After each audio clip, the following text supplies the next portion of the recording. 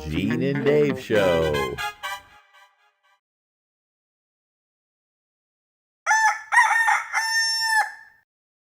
This program was made possible from the support of VSA Texas and AmeriGroup.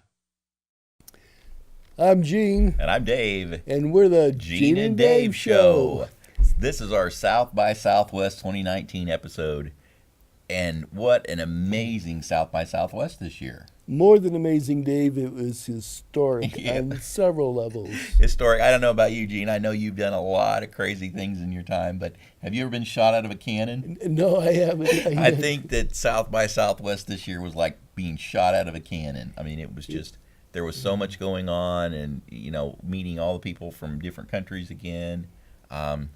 Just an amazing time this year at South by Southwest. And I felt like a real person this year rather than just some disenfranchised entity. Right, because the focus this year was so much on accessibility. I mean, they even added an accessibility track to the conference, which was just amazing. I've learned so much stuff while I was there. And not only, you know, kind of like our motto, we preach accessibility, but we also have to do it. You know, we've got the accessible website and we close caption these shows. And, well, South by Southwest is taking a lesson from us. I think they are. And there's a lot of things this year that were more accessible than years before. Yeah, that's what I say on so many levels. It's, I mean, the accessibility track, there were 12 sessions all on accessibility and disability. Yeah, and sometimes we had to separate ways and go to different stuff because there was really good stuff happening at the same time. Yeah. And we've been preaching on accessibility for so long at South by Southwest, and finally this year, you know, those changes were made. But also, I got stopped by the shuttle service, the transportation people that were taking people around from venue to venue, because it's a spread out deal now. It's so big. And they said, we remember talking to you a couple years ago that you guys were ripping us new ones about not having accessible shuttle service. Mm-hmm. And they said, and now we have one. So they had a van, a customized van with the ramp that comes out and everything. And nice. They were transporting people. Well, in fact, here, let's roll this clip about me talking about the transportation service. Gene and I have been preaching ever since we started going to South by Southwest, 8 years ago, about accessibility at South by Southwest. Every year they seem to make little steps to improve it, including the shuttle service. That will, there's an ADA shuttle service that will take you anywhere on the South by Southwest route. All you have to do is request it from one of the shuttle managers, or I also have a phone number that I can call. Great new service. Thanks a lot, South by Southwest. Love it. Now I'm in the South by Southwest shuttle. Well, sweet. Got right up in there and off I went, man. It was really cool. Now the phone number for that service will be on our webpage, on the summary page for this show, so you'll want to see that. Yeah, and call that next year. Or you can just go to the shuttle service place and they can pick you up, or, you know, right outside the convention center, take you wherever on the South by Southwest tour you want to be. You know, it was really expensive though to ride that shuttle. Really? How much was it? Yeah, Dave? it was free. Whoa! I would ride it just for the sake of getting a freebie. But that is great. Great news. So, okay, number one, The accessible shuttle, um, a history-making event, South by Southwest. Movies. We had 3 disability-related movies. Yeah, I think there were more too. There Okay. was so much. Only had so much time, and Yeah, but we did go to 3, and I think all 3 of them were pretty amazing. they were. They In were. the first one that I saw is called "Come as You Are." Unfortunately, we don't have a clip of it, but we've got this picture um, from South by Southwest. But it's a very interesting story. It's about 3 guys with different disabilities. One's a power chair user. One is a standard wheelchair user. In fact, they nickname him Biceps because he pushes himself around all the Oh, time. And then another guy has a visual impairment. He has limited vision. So they get together and they decide that they want to go to this brothel in Montreal, and they're taking steps to their independence. And it's just an amazing film. They do away with all the pity things that you normally see in films that focus on disability, and they're actually show these guys running around drinking beer and fighting with each other and fighting with other people. And I just it was a very, very good movie. And also that there were several parts that were like so real life, um, things that happen to us when we're on trips. And without spoiling too much, they take an attendant with them. They get to the hotel and their attendant collapses and goes into a diabetic shock, so the ambulance has to come get the oh, attendant.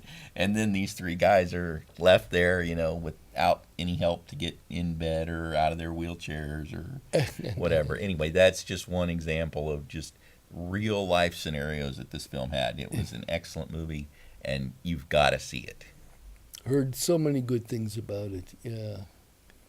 Now we also saw Vision Portraits, which is a documentary. Hmm.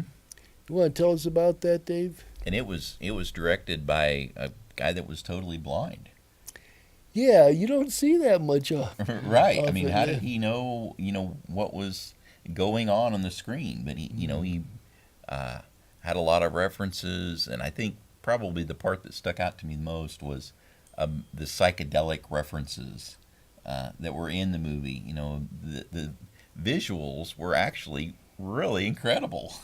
They were. So you've got visually impaired actors, well, on-screen talent, let's say, visually impaired director, Both in front of the camera and behind the camera. yeah, Yeah. and then they put together a movie that was just really well done. Um, then the third movie we saw, Any One of Us. Now this one really hit close to home for me, Dave. Yeah, this was your favorite, right? Yeah, this is my favorite. This is about a professional mountain biker.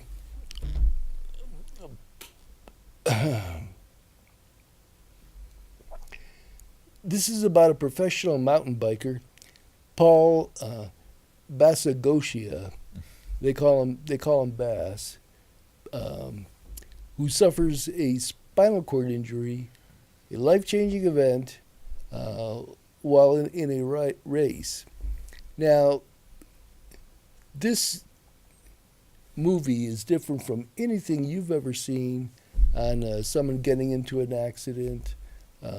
For one thing, it features Paul as a person with a spinal cord injury, Right. a real life person, not an actor, but someone who's actually got the disability. And it takes you through his first 2 years post injury. Now, the backstory on this is a week before Paul gets injured, he gets a video camera. So he has a video camera. A GoPro. Okay, It's yeah. a GoPro video camera that he, uses while he's riding his bike. All right, yeah. And then he gets injured, and there's actual footage of him being injured.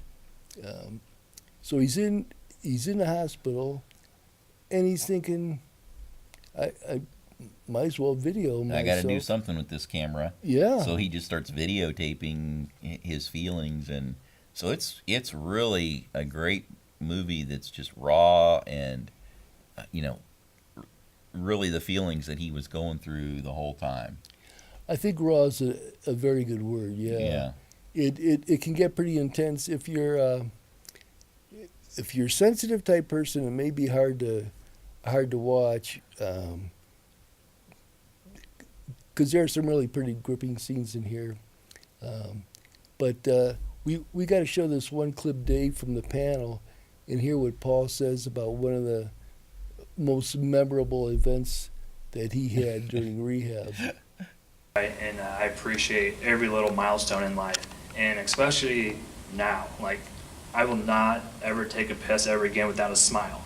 And that's the truth. So. Well, who would have thought that being able to pee would be? Yeah, I mean that was his big moment, wasn't it? Yeah. When it really changed his view on life. Yeah, just being able to stand up and go to the bathroom. Yeah, it was something else, and it'll talk about his attempt to get stem cell therapy Mm-hmm. to improve his ability to move, and you'll see what happens with that. But it's called Any One of Us, and please see it. It's an incredible movie. Definitely check it out. It's worth your time. The one event that you and I go to every year is the Community Service Awards. Mm-hmm. And I'm afraid I was a little bit late to this year's Community Service Awards, but what we did see was really worth watching. I remember there was one clip of a high school student who made a 3D printed prosthetic arm. And we've seen these the past couple of years, people making 3D prosthetics. But this guy was a high school student, so young people getting involved in this kind of stuff was really nice to see. But the one that stood out to me is Sheena McFeely. Sheena lives in Austin, and she's the ASL Nook founder. Mm-hmm. So she's got a web page where she's got a whole number of clips on various activities. Sheena is deaf. She has one daughter that's deaf, one that isn't. And she thought that there would be a need in the community for people to For find... the children. Yeah, yeah. To see how deaf families get along. And that's what she won a Community Service Award for. Although I did go to the ASL Nook founder page, I'm afraid I didn't look at any of the videos because it asked me if I want to allow Facebook to use cookies and website data while browsing, and I didn't want to do that, so I didn't have access to the videos. Plus, I also heard you had to be a Facebook member to view them. But if you don't mind that and you want to see these videos, I heard they're well, obviously they must be good. She won an award for it. We've got the webpage on the screen here, and we'll also have it on our show summary page. And in the meantime, enjoy this interview that Dave and I did with Sheena. Tell us about your program that got you here today to win this prestigious award. Well, it's really a very long story. It started about 10 years ago, and we set up an award show to honor different deaf women from all over the country, from different fields. And we would follow that individual and film them and then post that video onto YouTube. And the comments from those were so powerful that it made me realize that we were really spreading awareness. So, and I have two girls. I have a deaf daughter and a hearing daughter that both sign. And so, in just thinking about my childhood coming from a family that didn't know sign, I didn't learn sign until later in life. I was considering that there were probably other families that look very similar to mine and their childhood looked the same. So, Manny and I decided to set up ASL Nook, which is our website, and it's our family teaching sign language. And it's been going on for 6 years, and it has had millions of views. And how do you spell that? ASL Nook, N-O-O-K? ASLNOOK. Great. It's so important for many of us to have role models, and so when they can see people succeed, like you're bringing to their attention, it's helping so many people when you do that. Definitely. It's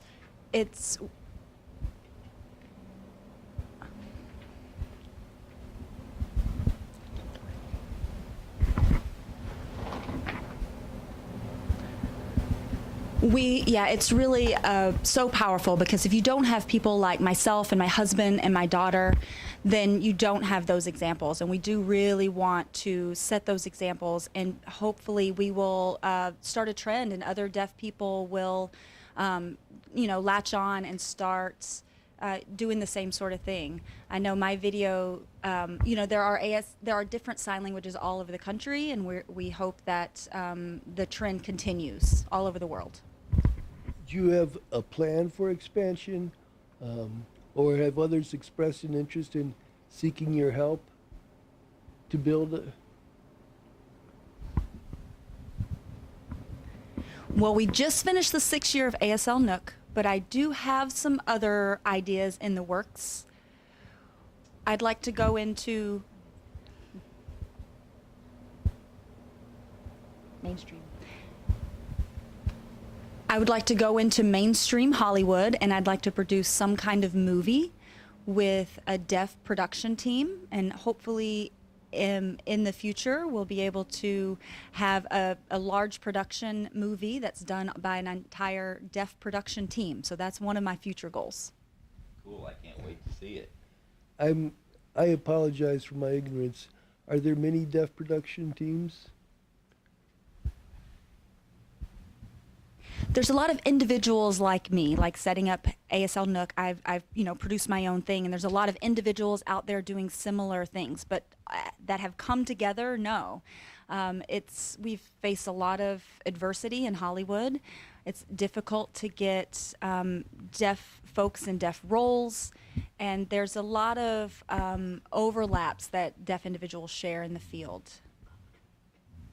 My family just participated in a documentary that followed 3 deaf families, and we were hoping for it to become a TV series, and the network decided that it would be a one-time special. They didn't believe in us. They didn't think that we were able to carry a show for a series, and we just felt we worked very hard with a very large production company. It was a production company that had won Emmys, and I felt like if that production company couldn't carry us, couldn't get this going, I feel like the deaf community has a long way to go in the field. Whenever I hear something like that, I'm reminded that Star Trek was canceled after 3 seasons, and here it is, they've been having shows on for 20 years now. So people higher ups don't always make the right decision about which shows to make and which to cancel. Now, Dave and I caption all our shows, but what else can we do to make our shows better for the hearing impaired community? Well, let's start with we don't use the word hearing impaired, which is a terminology thing, which is okay. We're always learning, right? This is a great exposure learning opportunity. So really 2 terms. We use either the word deaf or hard of hearing.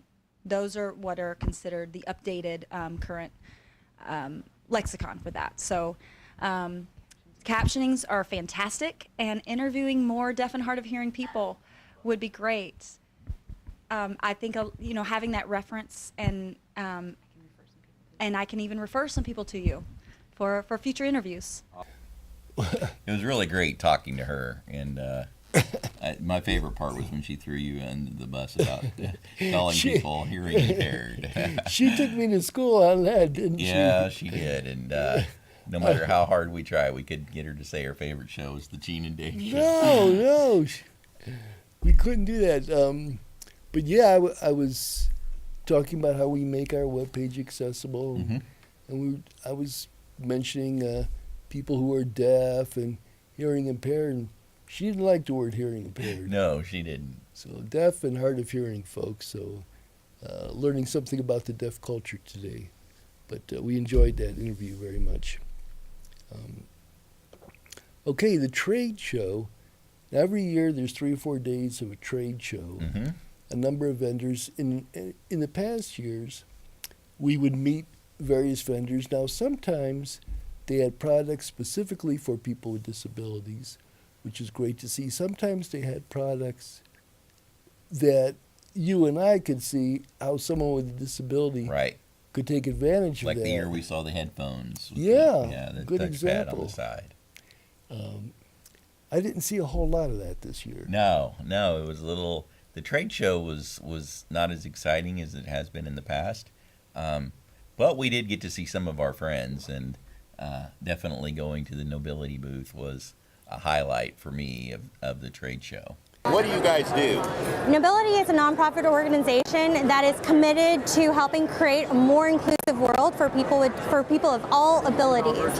What that means is we want to teach people who create digital assets, websites, anything that is to be used on the internet. We want to teach folks to build it in such a way that everyone can use it. So we got to the Nobility booth, and there was Jillian, who's the communications coordinator there, and Jillian was watching the Gene and Dave show. She was. It was right there on the screen. So Pictures of us teaching at Access U. Yep. And speaking of Access U, you and I will be teaching there this May. We will this May, doing another course on closed captioning. Mm-hmm. And for those of you who use Final Cut Pro as a video editor, they've got some new features on captioning that we'll go over. Talk about some other services that are available, but So maybe we'll see you at Access U. and we'll give you links for that as well. So here's the table that Nobility had all their programs on, and it may be hard to see there, but there was a picture of the back of my head. I think they're actually focusing on the computer and the mouse stick, but They got your best side, Gene. Well, thank you very little, Dave. Nobility does a lot for the accessibility community, and I can't thank them enough. They're really good people doing good work. So check out Access U if you want to learn more about accessibility, from websites to PDFs to closed captioning your videos. Yeah, as a matter of fact, Dave, I'm glad you mentioned that. They helped us get together with Trademark Media Mm-hmm. and to make our website really accessible. Which is now called Mighty Citizen. Mighty Citizen is Mighty instead Citizen of is their new Trademark name. Media. Mm-hmm. Okay. Yeah, they do a super job and won some media awards for Yeah. accessibility. And they know about accessibility, so they're a good place to go to if you're needing to have someone develop your website for you. Excellent. And speaking of developing websites, Gene, the first one that I went to in the tract was called Design for Inclusivity, How and Why to Get Started. And they took it from the very beginning of accessibility needing to be during the design phase of whatever product you're making, whether you're making a digital product or something physical. Having talks about design and accessibility in the forefront is imperative and very important to make a good product, because if it's accessible, anybody can use it, and it really increases your market for that product. It really does. If a page is coded to be accessible, it'll download quicker than one that isn't. And if you're a business and you want someone to get your information quicker. This is Sure, one and way that's to just do it. one of hundreds of examples that accessibility will help you with on your site. We here's another historic first for South by Southwest.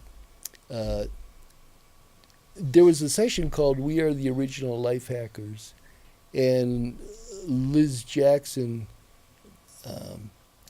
made a presentation on something called Thisten. And Dave, you're the tech guru of our group here.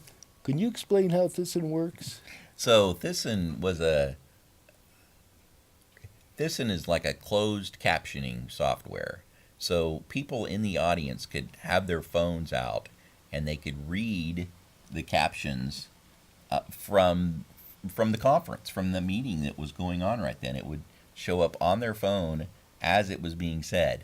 And I think the cool thing about it is, they're using software to write the captions out, to transcribe them. Mm-hmm. But also there's someone sitting there on a laptop listening and watching and making corrections on the fly. They want to do away with that term called craptions. Yeah. So that you don't get, all those other words in there. Like when somebody says WCAG, it never types that out right. So True. They can correct that on the fly. And it was just an app download with Android or iPhone, and you can watch it right there on your phone. And then once you install it, you can also see transcripts of the entire presentation. Yeah, it was a fantastic job. Now, Liz told us about the evolution of this, and it was became a 2-year project, and we'll show as much as we can here because it's worth the listen. Absolutely. At the phone call, I basically said to him, I'm going to make a technology that's going to shed light on these accessibility failures at South by Southwest. And he basically said, fine, do it. And I was like, fine, I'm going to do it. And we hung up, and I was just like, shit. So this is sort of where the story gets just wild. So I have a website called The Girl with the Purple Cane. My purple cane has been a large part of my identity for the last 6 years. And about 2 years after I had started my blog, The Girl with the Purple Cane, the designer of my cane, her name is Ree Norregard. So Ree had reached out to me and had started mentoring me as a designer. And right before South by, she had said to me, she said, why don't you come into this place where I work? The place is SY Partners, it's a design firm. Why don't you come in here and just work for a few months and see if anything comes out of it? So I agreed to, and my very first day there was the day that I had my contentious phone call with Hugh Forrest. And so I hang up the call with Hugh and I walk into the kitchen of SY Partners, and this guy walks up to me and he says, what are you doing here? And I was like, what are you talking about? And he's like, what are you doing here? And I was like, well, my mentor Ree said I should come work out of here. And he said, no. He's like, were you at South by? And I said, yes. He's like, you weren't at an end of disability panel. And I was like, yes. He's like, oh my God, that night I went home and the only thing I told my wife was how impressive I thought what you said was. He said, it really changed my mind about how I was thinking about these things. I was like, huh. And he was like, well, what are you doing here? And I was like, I don't really know yet. I was like, what are you doing here? And he's like, well, I'm the head of product. And I was like, well, that's funny, because I just got off this call with Hugh Forrest, and I told him I would make this thing, and I'm like, I have absolutely no clue how to do it. So I tell him what it is, and he's like, oh, that's easy, let's make a demo. So a few days later, I've got a demo of this idea. And the idea is what is in front of you. It's Thisten. This is the word that I blurted out to Hugh on the phone. And I saw it as this and listen, so the physical act of listening. And all it is, it's a simple speech-to-text app.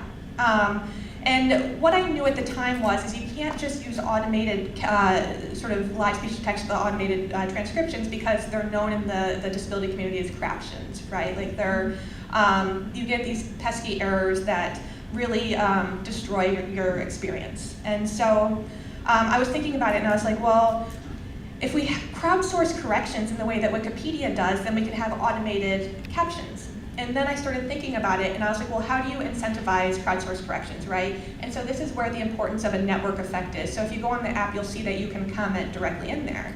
So my feeling was, if I could get people to engage in this app, then they would also be incentivized to make it more accurate and therefore have captions for everybody. So that was the basic idea. So I got this demo, and the demo was just very, very simple.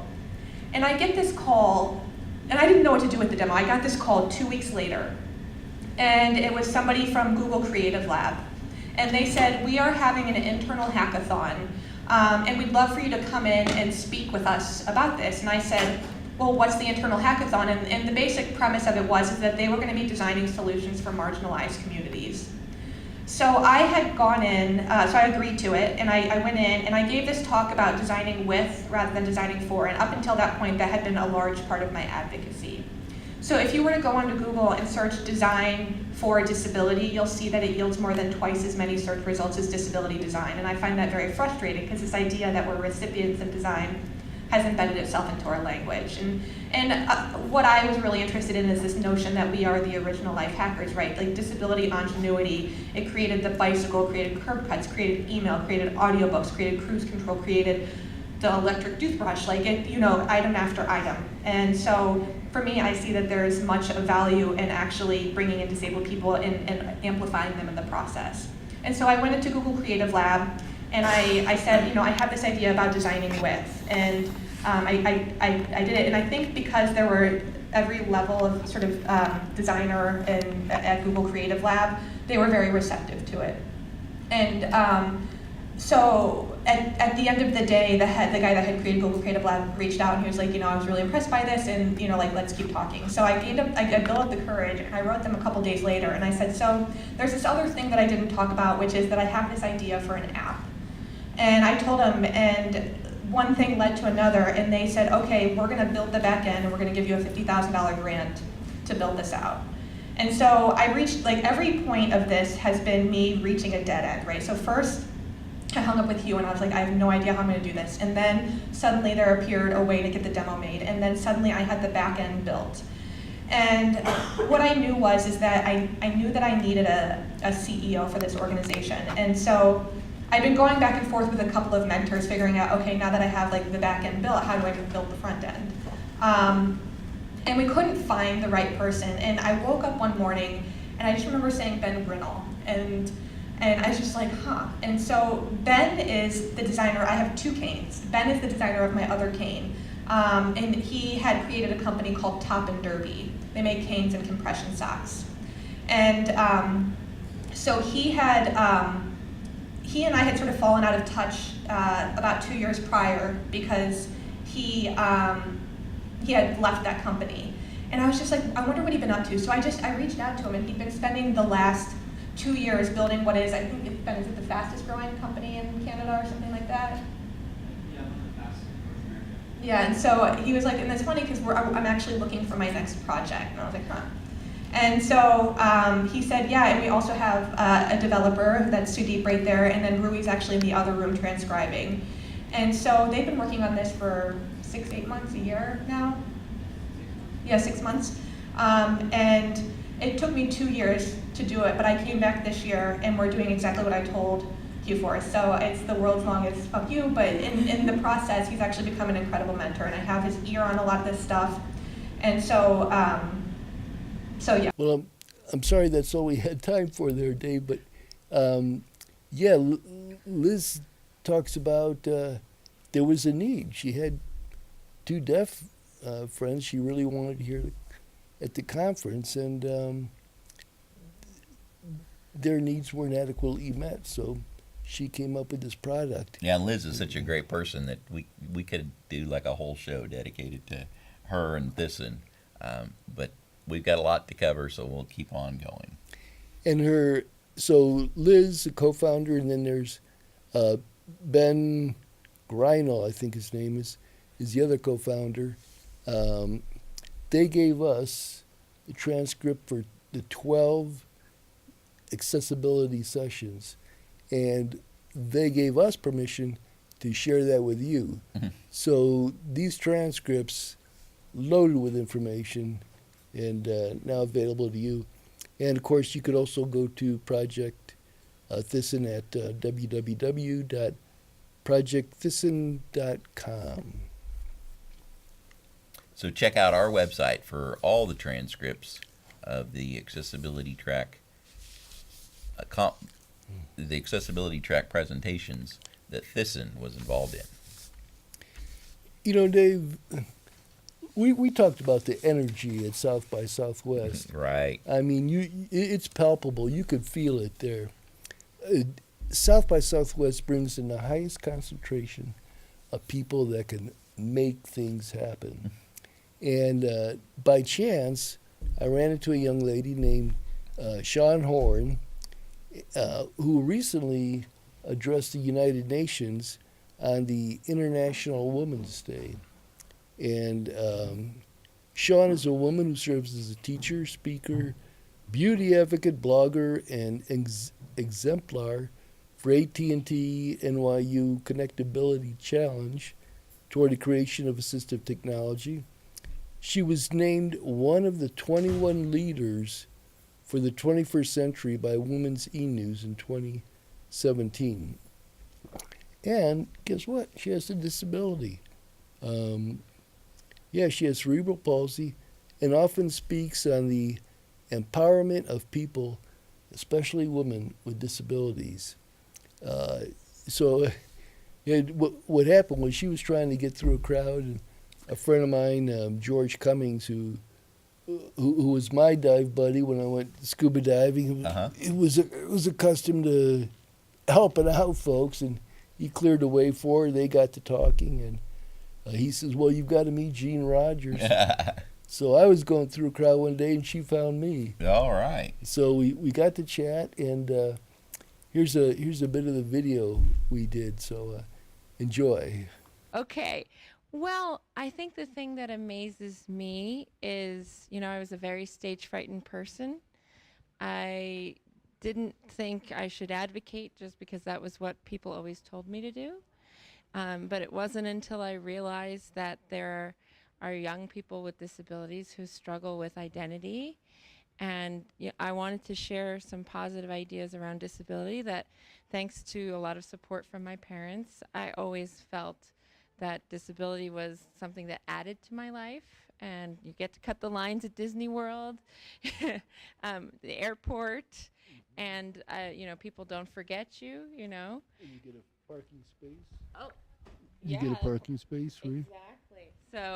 So there are perks, and I always kind of, I think that's sort of the way my brain works, is I always kind of look at, what are the upsides of things. But as a result, I didn't realize that disability advocacy was important for me until I realized there was a need for it. And that's when I was able to start classes at NYU, it's an initiative for women with disabilities, on, basically self-discovery and empowerment for girls and women and people with disabilities. Sean, you said start classes at New York, but you didn't say you were teaching them. Go ahead and tell us about that. Oh, well, I didn't say I was teaching them because I learn more from them probably than they do from me. But I think, part of our process is we talk to the girls about things that have hurt them, things from the past, things that they're, currently grappling with, in order to, kind of try and reframe those experiences. For example, girls may say to me, I don't like being stared at. And we'll analyze, okay, why is that? For me, I've always thought that I'm going to look at somebody with purple hair. So I'm not necessarily going to assume just because someone's staring that it's a bad thing, And it's not really my business why people do what they do. It's my business why I do what I do. So those are the kinds of discussions that we'll have about, kind of trying to reframe, because we don't have control over how people treat us, but we do have control over how we react. And that's something I think many people talk about, not just us. But, being able to address anything that's painful or anything that may be preventing someone from fulfilling a dream or some kind of purpose or talent that they may have, that's my goal, honestly. So, Sean, that sounds incredibly insightful. How did you learn all these things? Well, I just wrote actually an article called 15 Things I Wish I Knew When I Was 15 for Ariana Huffington's site Thrive Global. And it was truly born out of the fact that, you know, at age 15, I saw so much beauty and gifts in other people and had real trouble in seeing what I could contribute and what I could bring into the world. So when I realized that, you know, being loved or loving people, you know, doesn't mean you have to be defined by others, or, you know, that was, I think, the beginning for me of finding empowerment. And it's because I understand insecurity so well that I'm able to facilitate this for others. And it's still a work in progress. I definitely don't do it because I'm the most confident woman in any room, but because, again, I understand insecurity. And I truly believe, though, that no matter what we feel, we are all enough and we all have beauty and gifts to share with the world. That's really the truth. You're an author. You write for Forbes. Is that right? Yes. Forbes Women on the topic of leadership empowerment from a disability lens. It's a relatively new gig, but it's been a really amazing platform to touch, you know, corners of the world and hopefully kind of change perceptions about what disability looks like, even from the inside. I want all of us with disabilities to know that we are leaders and that we have leadership ability. So that's very exciting for me to have a platform to share some ideas and share people doing great work in their, you know, corner of the world. And you also recently spoke at the United Nations. How did that come about? Oh.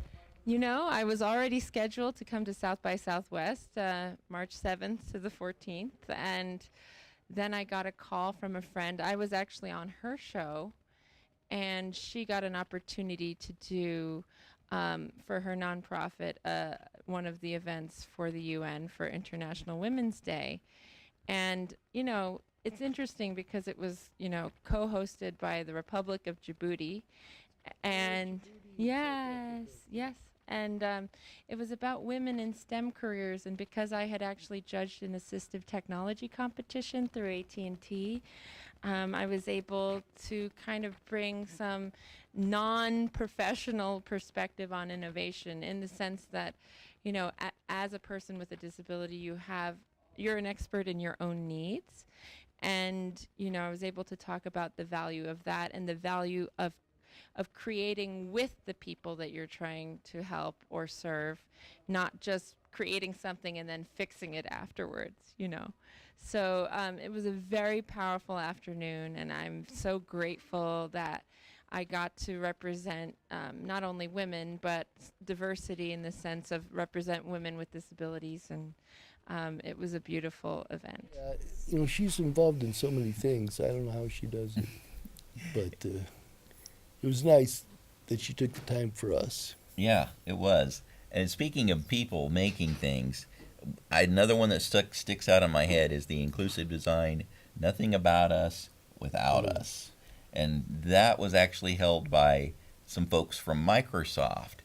And they went into all the details of developing the accessible joystick that they now have for the Xbox. They worked with people at Craig Hospital in Colorado and tested it with people that actually have disabilities. Wow, what a shocker. Yeah, so it was really a great story of how they came to develop this product and all the way up until the end result. I believe you had a question for him, didn't you? Because you have an 11-year-old son. Right. And I want to play Xbox with him, but I went to buy the joystick, and by itself, you can't use it. You've got to have other things like switches and joysticks and things tied into it, and they didn't have those available at the Microsoft Store. But they told me if I checked online, I could order any of those products, and it's so adaptable for anybody that the possibilities are endless with it. Can I use it? Sure. Excellent. I'm up for that. All right. And speaking of which, we have another gamer coming up on the show who's totally blind. So, Yeah, that was an amazing story too. yeah. What another session that Dave and I attended to. There was another session Dave and I went to. It was really impressive by Visa. A gentleman named James Green, called "Add Accessibility to Your Process the Easy-ish Way." The easy-ish way. Easy-ish Yeah. way. That one's kind of hard to say, but Now, James is a very talented, very bright guy.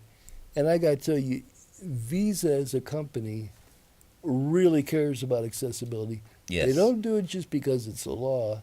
They really embrace the concept and just really want to improve everything for people that need accessibility. Yeah, and WCAG can be so confusing. WCAG is Do you want to explain what CAG is, Dave? the web accessibility, kind of the rules, the guidelines to go by when you're developing a website. And it can be confusing. I mean, people that do it for years have arguments about which way to go, and is this a failure or not? And kind of to help some of that at Visa, they developed their own guidelines from those that they follow to make sure that their products are accessible for the most amount of people. It was a very impressive presentation. Sorry we can't show it all. We can show a little bit.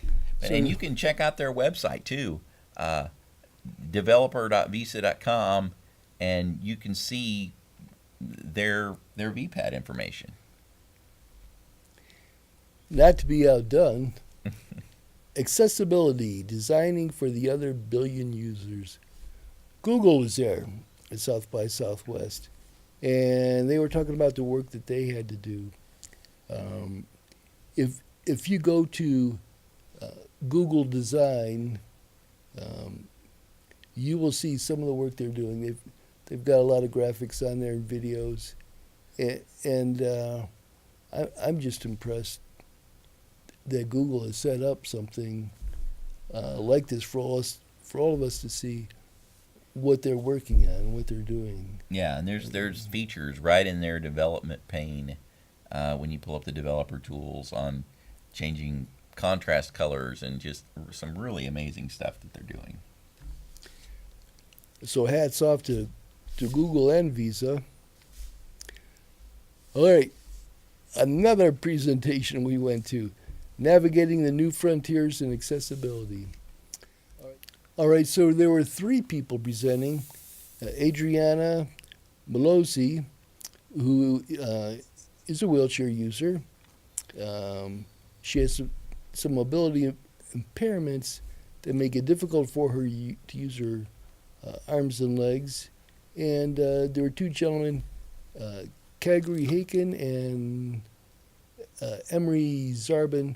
Apologies, gentlemen, if I mispronounced your name. All right, so here's the way it works. First of all, Adriana has, like I said, trouble using her hands. Mm-hmm. So she thought there's got to be a way to make a device where I could use speech to access my smartphone and my computer and this and that. And she got to work on that and is making some great progress towards it.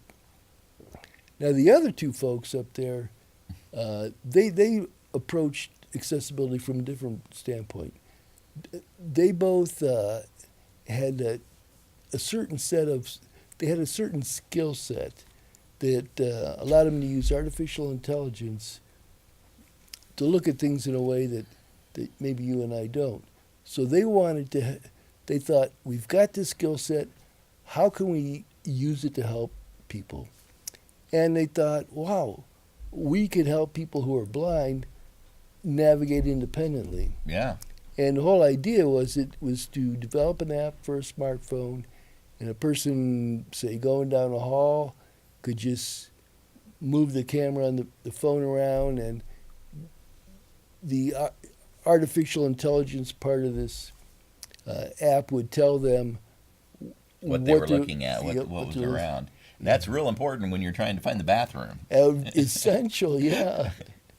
Now, when they started off, though, that they included all kinds of information in there that a blind user finds less than important. Mm-hmm. But as they made progress on their app, they improved on it, and they learned about including someone with a disability from the very beginning of starting on a project. It's so important to do, and that talk after talk that we heard featured that, using people with disabilities to actually test your product and even design and develop them. And of course, we've got more information on these folks on our summary page.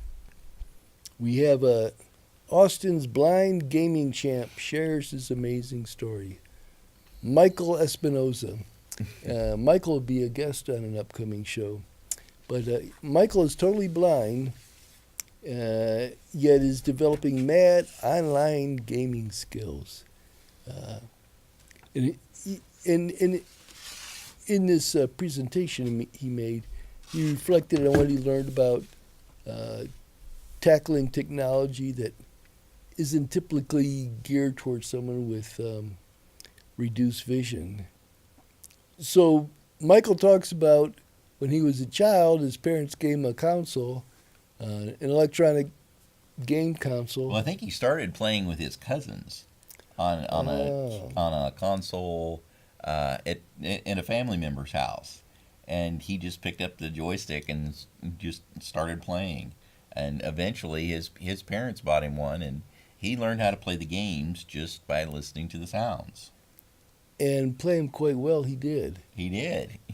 And to get an idea, if you've got stereo sound, you can tell what direction the sounds are coming from.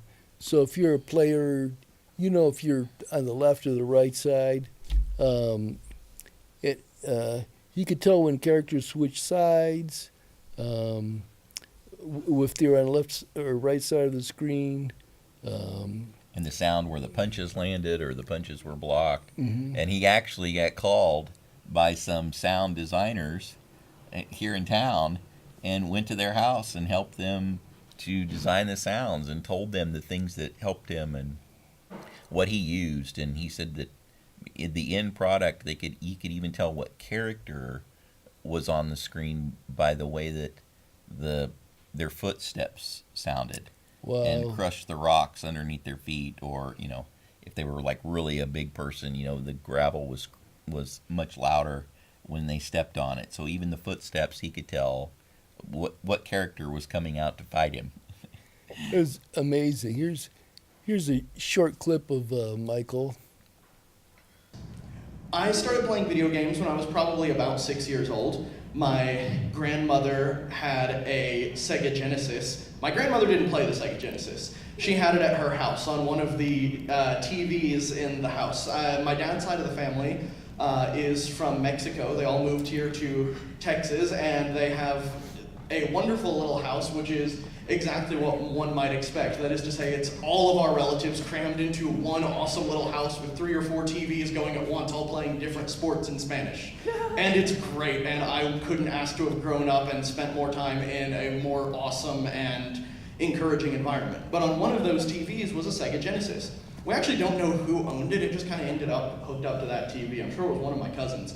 But we started playing video games there.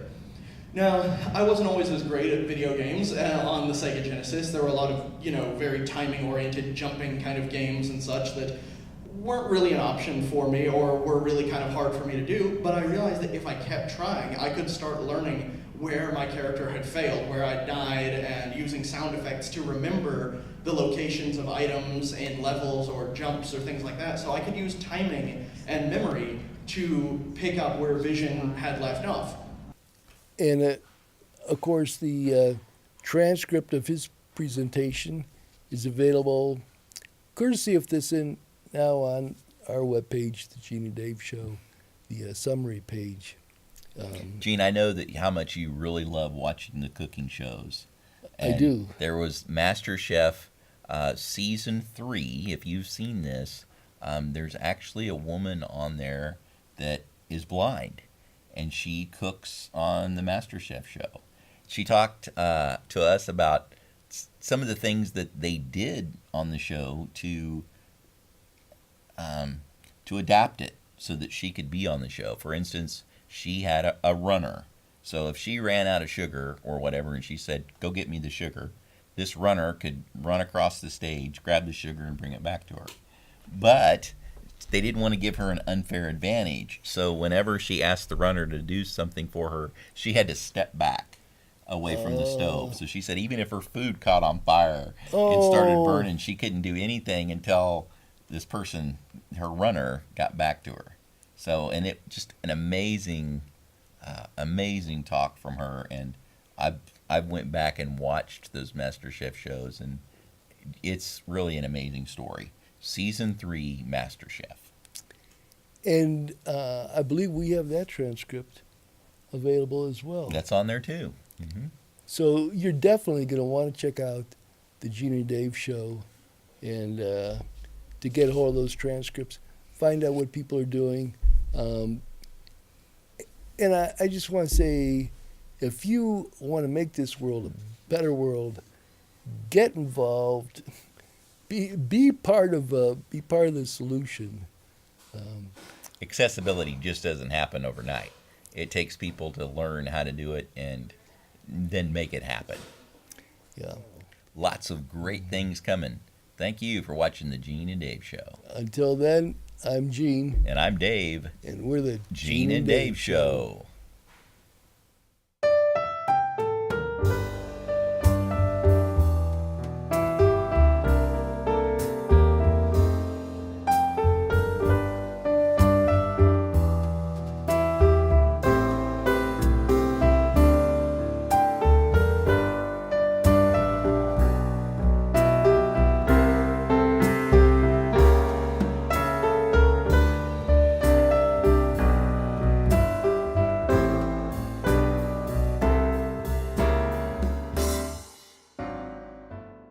And can Mom afford to have help preparing her meals?